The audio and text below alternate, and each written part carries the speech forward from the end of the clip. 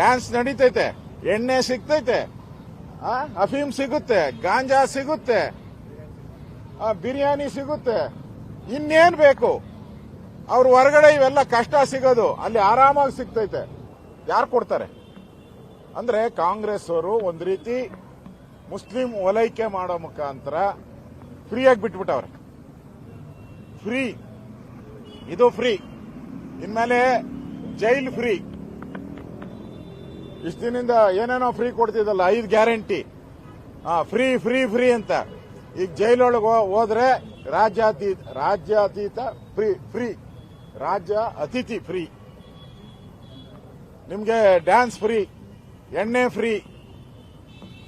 ಸರ್ಕಾರನೇ ಹೇಳಿಬಿಟ್ಟೈತೆ, ಎಣ್ಣೆ ನಿಮ್ದು ಮಾಂಸ ನಮ್ದು ಅಂತ ಹೇಳಿದ್ರಕ್ಕೂ, ಇಲ್ಲ ಮಾಂಸ ನಿಮ್ದು ಎಣ್ಣೆ ನಮ್ದು ಅಂತ. ಆ ರೀತಿ ಈ ಸರ್ಕಾರ ನಾಚಿಕೆ ಆಗಬೇಕು. ಈ ಯಾವ ರಾಜ್ಯದಲ್ಲೂ, ಬಿಹಾರದಲ್ಲೂ ಈ ತರದ ಜೈಲುಗಳನ್ನ ನಾವು ನೋಡಕ್ಕಾಗಲ್ಲ. ಅಷ್ಟು ವರ್ಸ್ಟ್.